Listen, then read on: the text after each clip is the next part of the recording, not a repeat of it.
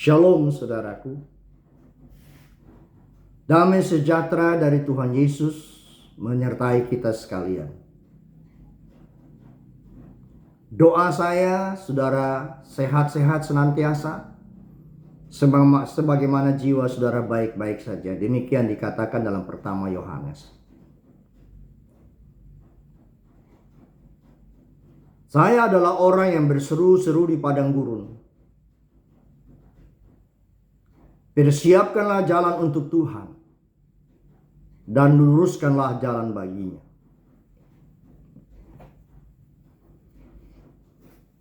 Saya bekerja di padang gurun, seorang diri.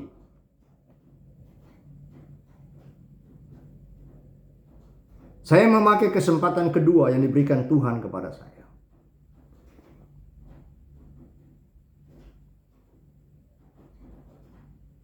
Dan Tuhan telah membuka jalan bagi saya untuk menyampaikan kebenaran-kebenaran lewat YouTube dan Facebook, supaya lebih banyak orang bisa mendengar suara pemberitaan firman Tuhan. Dan saya memilih jalan ini bukan untuk mendapat subscribe saya tidak butuh itu.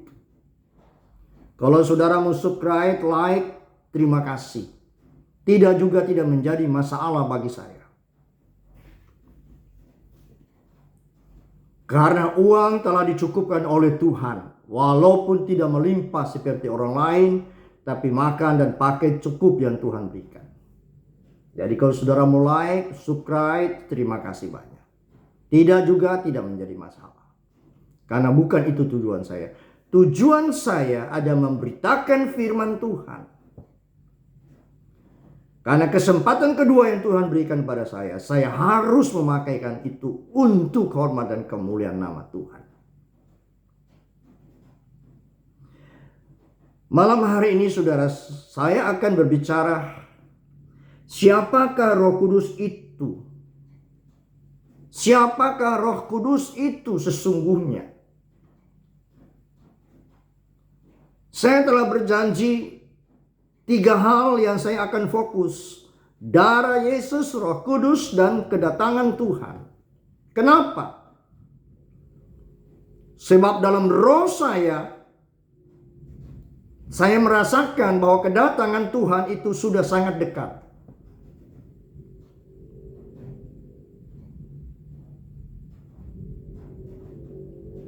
Tidak lama lagi kita akan menyambut Dia di angkasa. Sebab itu perlu kita dipersiapkan. Dan yang dapat mempersiapkan kita hanya Roh Kudus. Dan sebab itu kita harus mengerti benar-benar siapa Roh Kudus. Sebab saya melihat di dalam pengalaman-pengalaman selama ini, orang menitik beratkan kepada Tuhan Yesus. Sedangkan Roh Kudus seolah-olah dikesampingkan. Kalau toh ada itu hanya disebut saja lewat bibir mulut ini. Seolah-olah Roh Kudus itu lebih lemah daripada Tuhan Yesus. Tapi malam ini saya ingin nyatakan kepada saudara lewat firman Tuhan.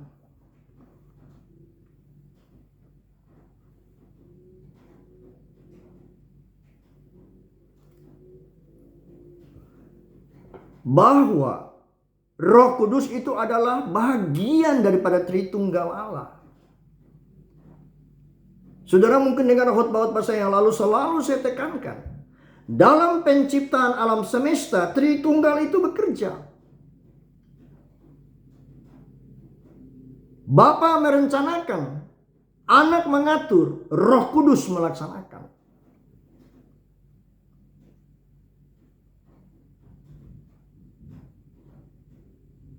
Dalam penciptaan manusia, Tritunggal bekerja. Baiklah kita, berarti Allah merencanakan. Anak mengatur, Roh Kudus menghembuskan nafas ke dalam lubang hidung. Adam yang saat itu masih berbentuk, yang dibentuk dari tanah liat. Jadilah manusia yang hidup. Demikian pun dengan keselamatan kita. Tritunggal itu bekerja. Allah mengutus anaknya yang tunggal untuk datang menyerahkan hidupnya, menggantikan kehidupan kita yang berdosa. Dosa kita serahkan kepadanya dan kehidupannya diberikan kepada kita. Dan oleh darahnya kita dilayakkan untuk menghampiri Bapa Surgawi.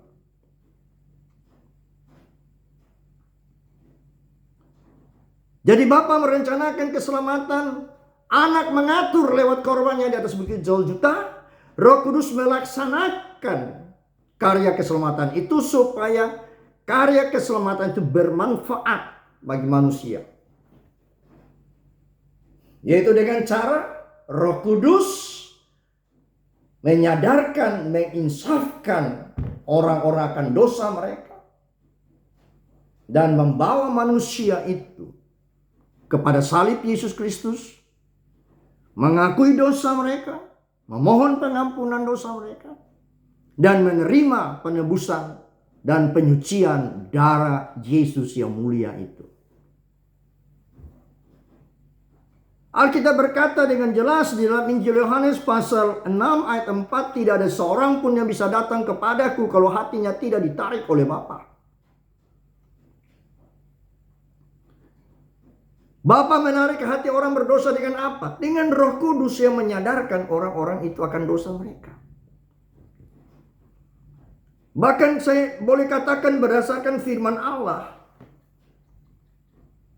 Yesus tidak akan pernah ada di dunia ini sebagai manusia kalau bukan pekerjaan Roh Kudus.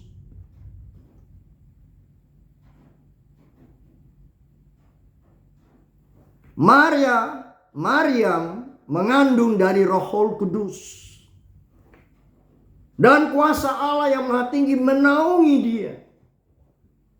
Berarti dalam kandungan Maria ada firman dan ada roh. Dari atas ada kuasa Allah yang menaungi dia. Tritunggal Allah juga terlihat di situ.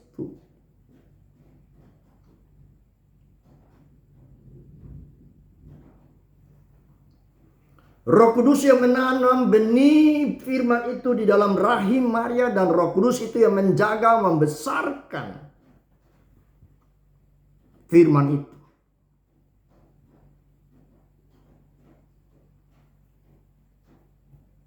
Dan perlu saya nyatakan kepada saudara malam ini,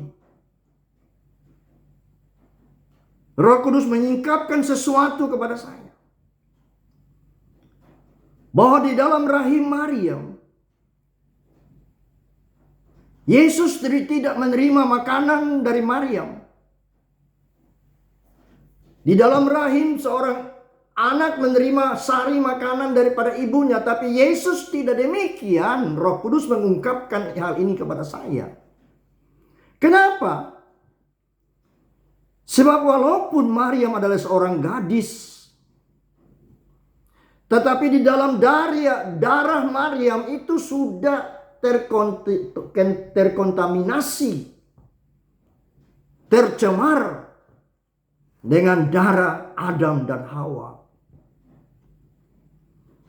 Sari makanan dari ibu ke anaknya diantar oleh darah. Maka di dalam kandungan Maria, Yesus bertumbuh dengan kuasa daripada Allah Roh Kudus.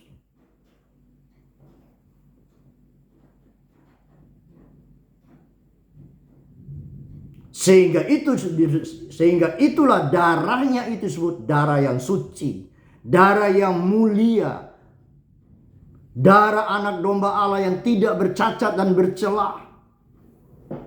Kalau dia menerima asupan makanan daripada Maria, maka tetap darahnya darah tercela.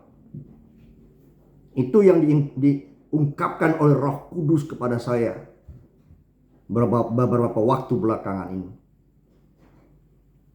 Sampai menyusui pun tidak. Karena menyusui itu kan asalnya juga dari darah. Yesus benar-benar bersih, kudus dari segala hal. Saudara berkata itu tidak mungkin. Tapi ingin saya katakan kepada saudara, Yang menaruh benih itu siapa? Roh Kudus. Kenapa tidak mungkin? Alam semesta yang sebesar ini pun bisa diciptakan. Apalagi hanya memelihara benih firman di dalam kandungan Maria. Dari tanah liat saja bisa dijadikan manusia yang jumlahnya sekarang ini bermiliar manusia di dunia ini. Kenapa dia tidak bisa memelihara? Itu sebabnya saudaraku, saya katakan kita harus mengerti tentang Roh Kudus.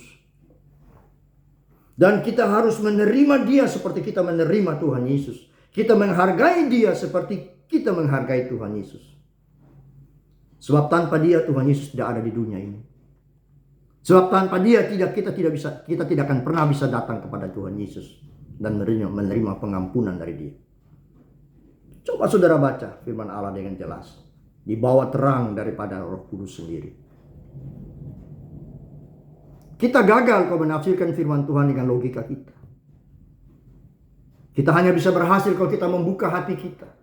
Dan kita menerima pewahyuan, penyingkapan, pengungkapan dari Roh Kudus dalam kehidupan kita. Sebab itu bergaulah dengan Roh Kudus. Berbicara dengan dia. Supaya saudara bisa menerima sesuatu yang baru daripada dia. Nah saudaraku, Roh Kudus itu satu pribadi. Untuk memenuhi unsur satu pribadi, ada 3 hal. Yaitu harus mempunyai pengetahuan atau pikiran, mempunyai kehendak atau kemauan, dan mempunyai perasaan. Itu baru dapat disebut satu pribadi. Saudara manusia, saya manusia, kita satu pribadi. Karena kita punya pengetahuan atau pikiran, kita punya kehendak atau kemauan, kita juga punya perasaan. Binatang bukan satu pribadi. Binatang punya kehendak, binatang punya perasaan, tapi binatang tidak punya pengetahuan. Nah, mari kita buktikan. Alkitab yang berkata, Yohanes 14 ayat yang ke-17.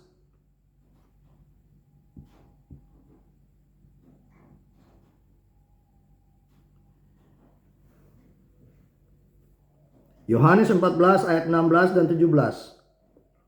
Aku akan minta kepada Bapa dan ia akan memberikan kepadamu seorang penolong yang lain, supaya ia menyertai kamu selama-lamanya.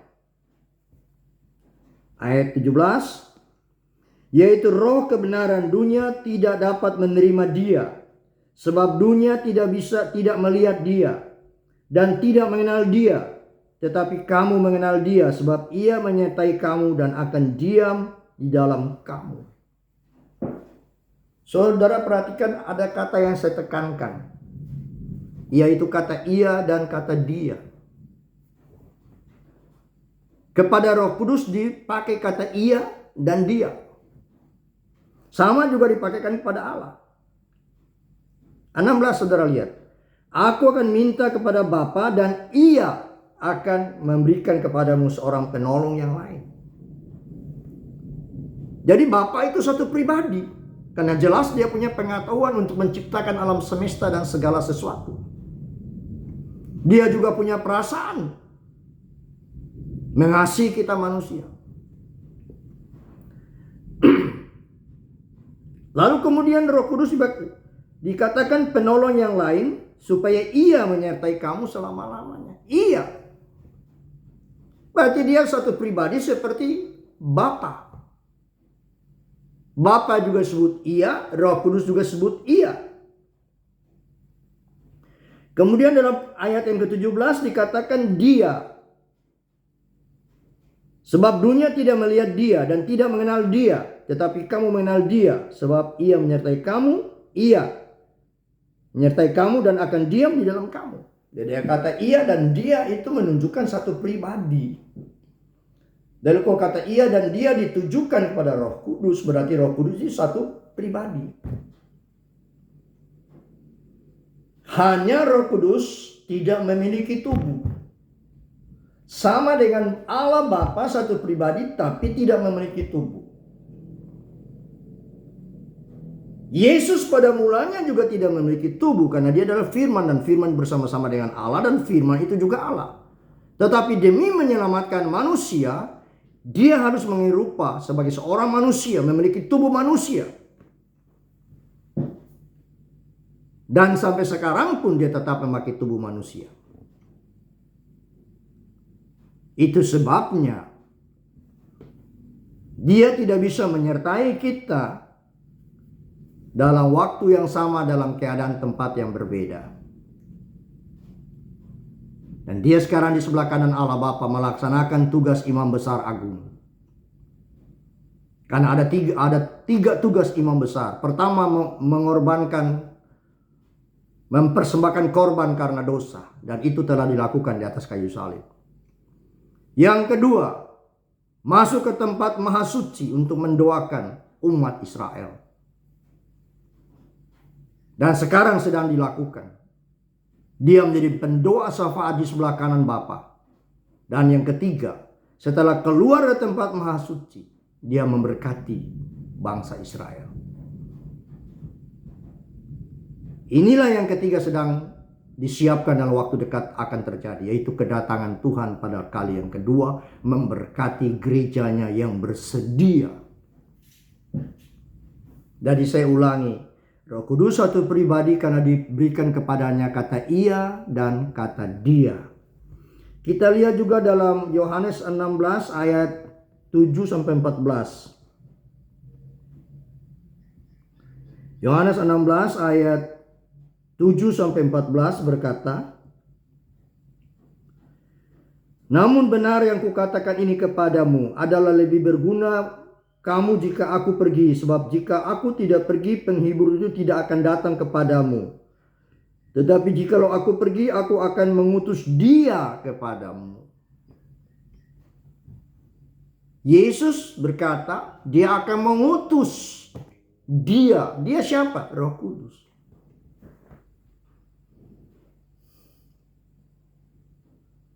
Yesus tidak akan mengutus oknum yang menggantikan dia, menggantikan Yesus dengan hal-hal yang lain yang bukan pribadi.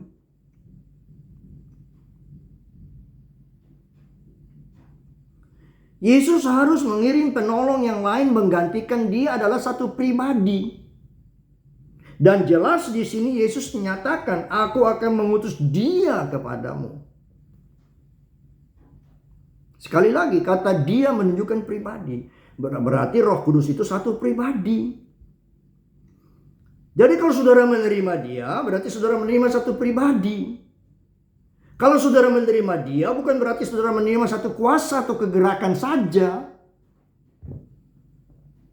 Tapi karena dia Allah yang Maha Kuasa, bagian dari Tritunggal Allah. Jika ia hadir dalam kehidupan saudara, maka dia hadir dengan keberadaan sepenuhnya.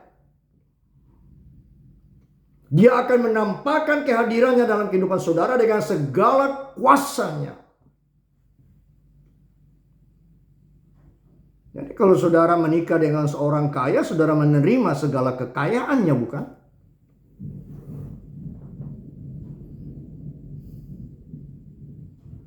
Roh Kudus satu pribadi. Kalau saudara menerima dia, saudara menerima satu pribadi.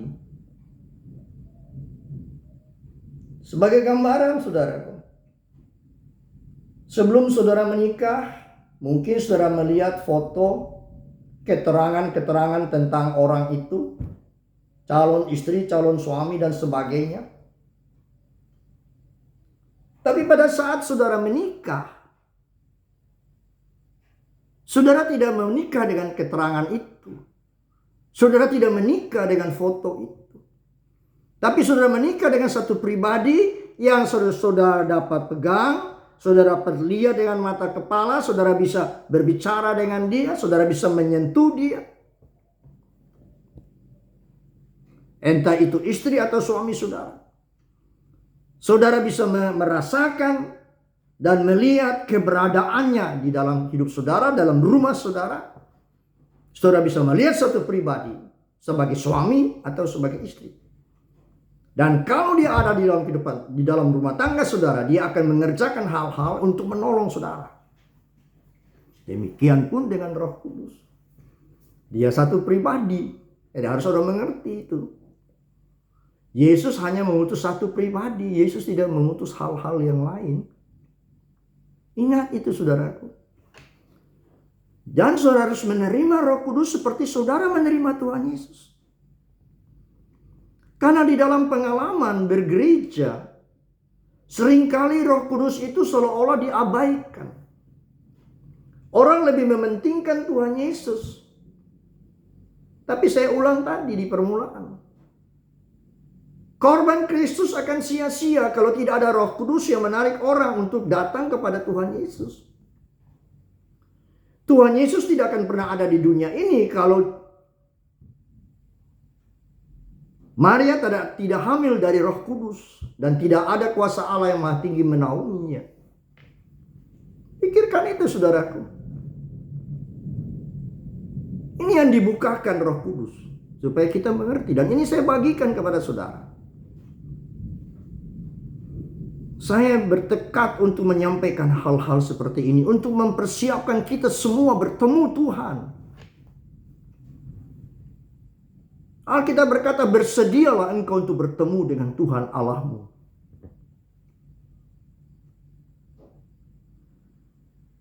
Selanjutnya 8, dan kalau ia datang, sekali lagi kata ia akan menginsafkan dunia akan dosa, kebenaran, dan penghakiman.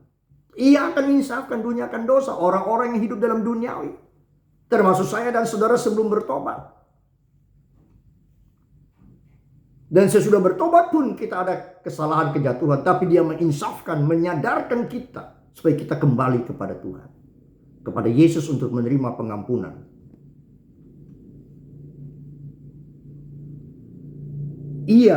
Kalau ia datang, ia akan menginsafi dunia akan dosa, kebenaran, dan penghakiman.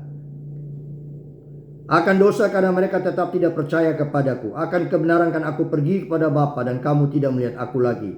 Akan penghakiman karena penguasa dunia telah dihukum. Masih banyak hal yang harus kukatakan kepadamu, tapi sekarang kamu belum dapat menanggungnya. Tetapi apabila ia, Roh Kudus, datang, yaitu Roh kebenaran, ia akan memimpin kamu ke dalam seluruh kebenaran. Sebab ia tidak akan berkata-kata dari dirinya sendiri, tetapi segala sesuatu yang didengarnya itulah yang akan dikatakannya, dan ia akan memberitakan kepadamu hal-hal yang akan datang. Jadi jelaskan, Roh Kudus menggantikan Tuhan Yesus.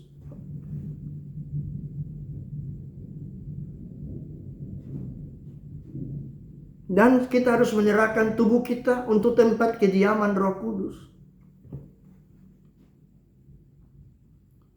Alkitab berkata, tidak tahukah kamu bahwa tubuhmu adalah bait Allah, tempat kediaman Roh Kudus? Yesus mengutus dia, menggantikan Yesus, dengan harapan bahwa saudara dan saya menyerahkan tubuh kita untuk menjadi tubuh daripada Roh Kudus.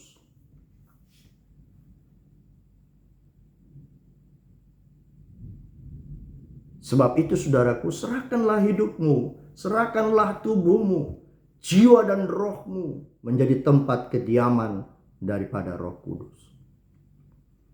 Selanjutnya kita melihat 1 Korintus 2 ayat 10 dan 11. 1 Korintus pasal 2 ayat 10 dan 11.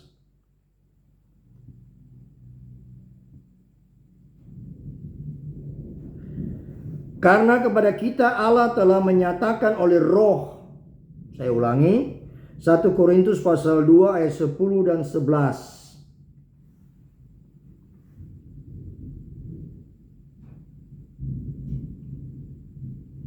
Karena kepada kita Allah telah menyatakan oleh Roh, sebab Roh menyelidiki segala sesuatu, bahkan hal-hal yang tersembunyi dalam diri Allah. Saya ulang.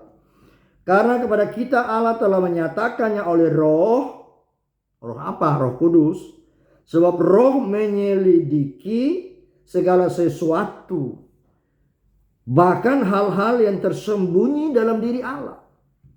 Roh Kudus menyelidiki segala sesuatu, berarti Roh Kudus punya pengetahuan. Dia menyelidiki.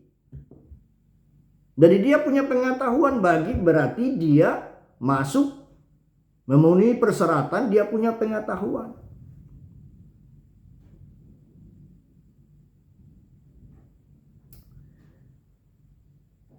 Dia menyelidiki segala sesuatu, termasuk hal-hal yang tersembunyi dalam diri Allah. Itu sebabnya saya katakan, murid-murid bertanya kepada Tuhan Yesus, kapan kedatangan Tuhan pada kali yang kedua untuk mendirikan kerajaannya di bumi ini? Jawab Yesus, tidak ada seorang pun tahu. Anak manusia pun tidak. Ingat, pada saat itu Roh Kudus belum turun. Tapi malam ini dikatakan roh menyelidiki segala sesuatu, bahkan hal-hal yang tersembunyi dalam diri Allah. Yesus berkata hanya Bapa yang mengetahui. Sedangkan ayat ini berkata roh menyelidiki hal-hal yang tersembunyi dalam diri Allah, termasuk saat kedatangan Tuhan pada kali yang kedua. Bagaimana pendapat saudara? Kalau saudara menerima dia dalam kehidupan saudara, maka tidak tertutup kemungkinan dia akan memberitahukan minimal tanda-tanda terakhir dari saat-saat kedatangan Tuhan. Memang tanda-tanda sudah ditulis dalam firman Tuhan. Walaupun tanggal, bulan, tahun tidak diberitahukan secara jelas, tapi minimal orang yang bergaul dengan Roh Kudus itu akan merasakan dalam rohnya betapa hari itu sudah sangat dekat.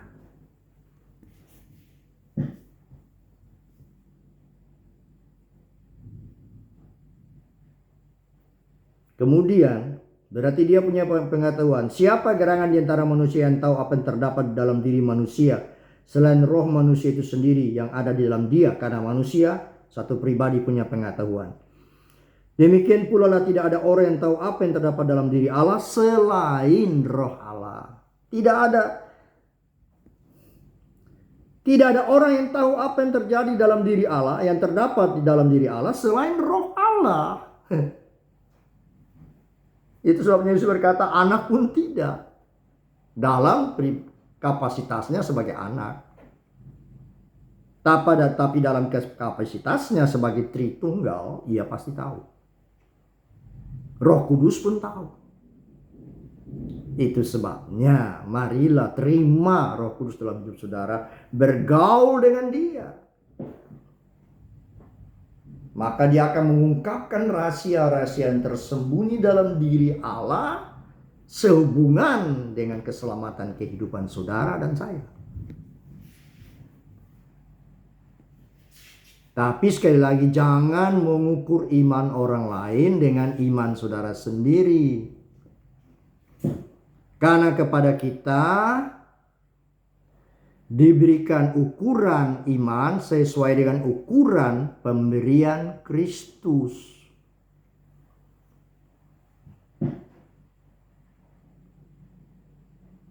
Jadi kadar iman kita itu berbeda-beda sesuai dengan ukuran pemberian Kristus. Seberapa besar saudara menyerahkan hidup saudara kepada Tuhan, seberapa besar saudara menyerahkan waktu, tenaga, pikiran, uang saudara untuk pekerjaan Tuhan, sedemikian besarlah ukuran pemberian iman akan diberikan Tuhan kepada saudara. Seberapa saudara mengasihi Tuhan dengan ketulusan dan kejujuran, dan tidak ada kemunafikan di dalam hidupmu, maka kadar iman saudara akan ditambahkan Tuhan kepadamu.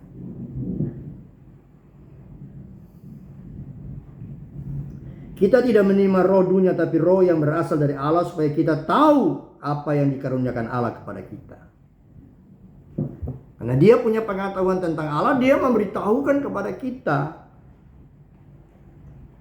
Itunya saudaraku, maafkan, dijauhkan saya dari hal-hal yang sombong, sebab saya tahu apa itu arti kesombongan. Kalau saya menyampaikan firman Tuhan, saya tidak perlu buku-buku referensi yang lain, saudara. Saya hanya butuh 2 buku, Alkitab dan konkordansi, di mana saya bisa mencari tempat ayat yang mungkin saya lupa tempatnya. Saya tidak butuh referensi daripada pakar STH, MTH, dokter segala macam. Saya tidak butuhkan itu. Cukup Alkitab, cukup konkordansi, dan lebih cukup lagi karena Roh Kudus ada di dalam hati ini. Karena firman itu yang empunya adalah Roh Kudus sendiri. Karena dia yang mewahyukan firman itu. Maka saya bergantung sepenuhnya. Sejak saya masuk dalam pelayanan, saya bergantung sepenuhnya pada Roh Kudus. Saya selalu berkata, dari hari Senin saya berkata, Roh Kudus berikan kepada saya menu makanan untuk anak-anakmu.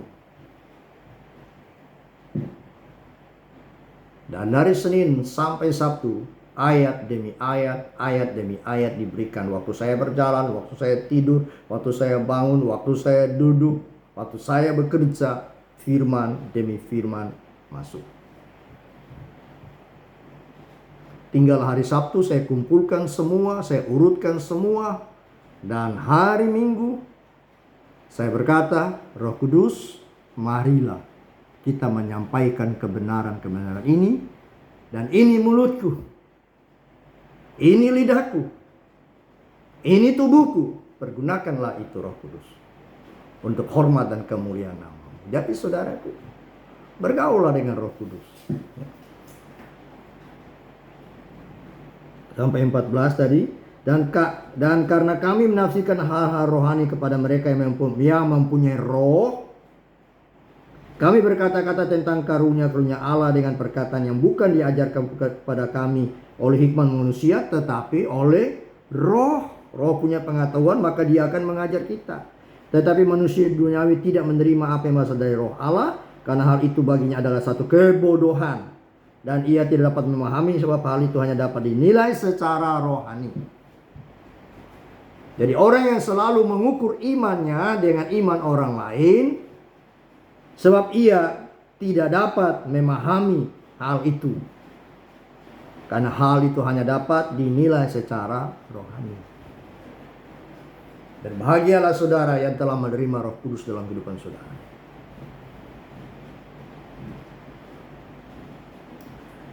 Roh Kudus mempunyai satu pribadi karena dia dipakai kata ia dan dia juga mempunyai pengetahuan. Kita lihat yang berikut adalah Roh Kudus juga mempunyai kehendak. Tadi satu pribadi pakai kata dipakai kata ia dan dia kepadanya. Yang kedua dia mempunyai pengetahuan. Yang ketiga dia mempunyai kehendak. 1 Korintus 12 ayat 11. 1 Korintus 12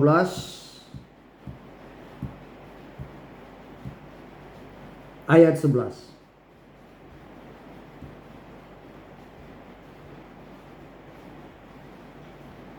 Tetapi semuanya itu dikerjakan oleh Roh yang satu. Tetapi semuanya itu dikerjakan oleh Roh yang satu dan yang sama, yang memberikan karunia kepada tiap-tiap orang secara khusus seperti yang dikehendakinya. Jadi dia memberikan tiap-tiap karunia memberikan karunia-karunyanya kepada setiap orang secara khusus seperti dikehendakinya. Jadi dia punya kehendak. Dia memberikan kepada saudara karunia iman, karunia mujizat, karunia apa saja dari 9 karunia roh itu berdasarkan kehendaknya.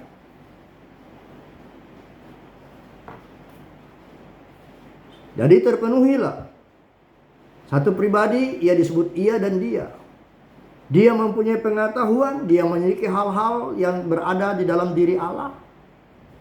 Dan dia mengajar kita, karena dia punya pengetahuan.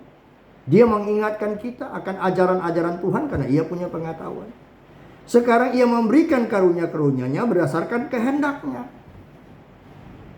Berarti dia punya kehendak atau kemauan.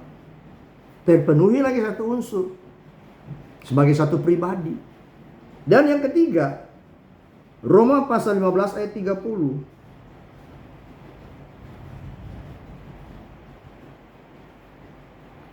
Roma pasal 15 ayat 30.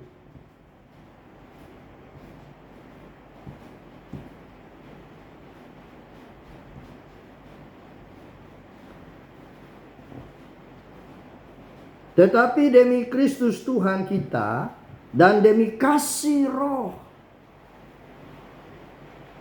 Tetapi demi Kristus Tuhan kita dan demi kasih Roh. Aku menasihatkan kamu, saudara-saudara, untuk bergumul bersama-sama dengan aku dalam doa kepada Allah untuk aku. Demi kasih Roh. Berarti Roh itu memiliki kasih, Roh Kudus memiliki kasih. Yang sudah jelas dalam surat Galatia kan, buah Roh adalah kasih, sukacita, damai sejahtera, dan seterusnya. Buah Roh itu hanya satu, bukan ada 9. Karunia itu ada 9, tapi dikerjakan oleh Roh yang satu dan yang sama untuk kepentingan bersama. Tapi kalau buah Roh itu satu buah, tapi mempunyai 9 rasa. Jadi kalau orang yang diurapi oleh Roh Kudus akan mengeluarkan buahnya, yaitu kasih, sukacita, damai sejahtera, lemah lembut, dan seterusnya dari kehidupan orang itu. Bukan 9 buah roh yang satu memiliki kasih, yang lain memiliki sukacita, yang lain memiliki damai sejahtera, bukan itu. Buah roh itu hanya satu, tapi punya 9 rasa. Jadi dalam kehidupan seorang yang dipenuhi oleh Roh Kudus harus mempunyai 9 rasa buah roh itu di dalam kehidupannya, dalam karakternya. Itu. Jadi malam ini saudara, saya sudah menyatakan kepada saudara siapa Roh Kudus itu sebenarnya. Jawabannya, dia adalah satu pribadi. Berbahagialah saudara yang bisa mengerti firman ini. Dan saya tadi setelah berdoa untuk saudara, supaya Tuhan membukakan mata hati saudara, mengangkat segala hal-hal yang menutupi, menyelubungi mata, pikiran, dan hati saudara. Hal-hal yang menutupi hati saudara daripada menerima kebenaran ini. Tugas saya hanya sebagai orang yang berseru-seru di padang gurun. Persiapkanlah jalan untuk Tuhan. Luruskanlah jalan baginya. Saudara diberkati Tuhan. Terimalah damai sejahtera, kasih karunia dari Tuhan Yesus Kristus, dan pertolongan daripada Roh Kudus menaungi kita sekalian. Tuhan memberkati kita sampai bertemu di dalam bagian berikut, tapi masih tetap dengan Roh Kudus. Sebab saya sudah ambil keputusan 3 hal yang saya prioritaskan: darah Yesus, Roh Kudus, dan kedatangan Tuhan pada kali yang kedua. Kenapa? Sebab ada sesuatu dalam hati saya. Dan saya tahu itu adalah Roh yang mendesak saya untuk menyampaikan hal ini. Sebab apa? Hari kedatangan yang mulia sudah diambang pintu. Mari saudara, terimalah Roh Kudus dalam hidup saudara. Jadilah dia teman yang setia. Bergaulah dengan Roh setiap saat.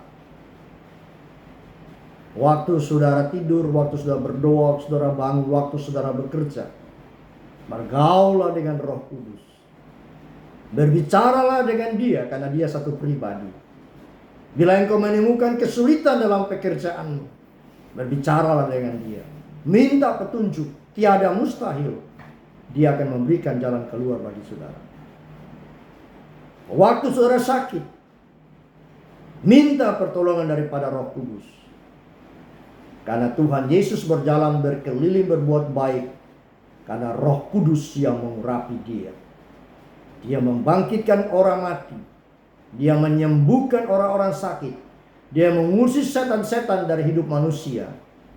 Karena dia diurapi oleh Roh Kudus. Jadi kalau saudara diurapi oleh Roh Kudus tinggal dalam hidup saudara, maka segala sesuatu yang ada dalam Roh Kudus itu akan bekerja di dalam hidup saudara, bahkan keluar dari kehidupan saudara. Amin, saudara. Bapa, aku sudah selesai. Roh Kudus, terima kasih. Aku sudah minta engkau menyingkapkan tentang dirimu yang bisa engkau ungkapkan. Karena ada sebagian yang mungkin tidak bisa engkau ungkapkan. Tetapi yang bisa engkau ungkapkan, aku percaya engkau telah ungkapkan semuanya. Terima kasih Tuhan Yesus untuk semua perkara. Sebentar bawalah aku untuk menyampaikan bagian yang kedua tentang Roh Kudus ini sebagai satu pribadi. Terima kasih Tuhan. Haleluya. Amin. Sampai ketemu lagi saudaraku. Saya berusaha sebanyak mungkin untuk menyampaikan. Walaupun fisik saya capek, lelah dalam pekerjaan jasmani. Tapi saya tidak bisa meninggalkan tugas yang telah Tuhan berikan dan kesempatan kedua yang Tuhan berikan buat saya. Doakan saya supaya saya tetap kuat, tetap sehat, tetap mengasihi Tuhan dan mengasihi saudara. Sampai berjumpa kembali. Amin.